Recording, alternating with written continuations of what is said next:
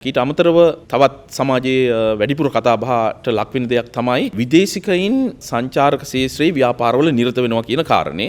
පහුගිය දවස්වල අපි නිරීක්ෂණය කරා යම් ප්‍රදේශවල. ඇත්තට මෙතනදී කාරණා දෙකක්. එකක් තමයි සමහර අය දීර්ඝකාලීනව තමන්ගේ වීසා එක අලුත් කරමින් මේ ව්‍යාපාර කරමින් ඉන්න අය ඉන්නවා. සමහර අය නීත්‍යානුකූල ආකාරයෙන් ආයෝජන ගෙනල්ලා ආයෝජනය කරලා මේ ව්‍යාපාර කරන අය ඉන්නවා. ඒ වගේම තවත් කණ්ඩායමක් ඉන්නවා දේශීය යම් කණ්ඩායම් පුද්ගලයින් එක්ක එකතු වෙලා ඒගොල්ලන්ගේ යම් ස්ථාන කුලී පදනම මත අරගෙන මේ ව්‍යාපාර කරන අයත් ඉන්නවා.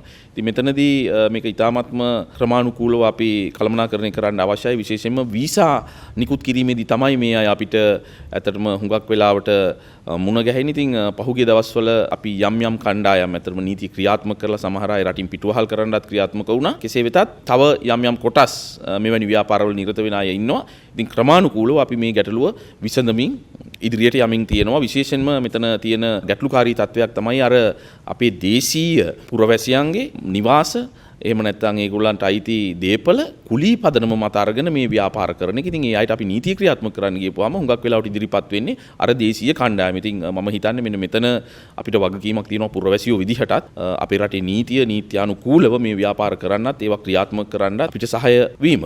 නමුත් වීසා නිකුත් කිරීමේදී අනිවාර්යයෙන්ම අපි සලකා බලනවා මේ අය නීත්‍යානුකූලව ආපු අයද එහෙමනම් ඒගොල්ලන් අපිට අවශ්‍ය ආයෝජන ප්‍රමාණයන් අරගෙනවිල්ලා තියෙනවද මේ වගේ කරුණු කාරණා සලකා බලලා තමයි අපි වීසා නිකුත් කරන්නේ.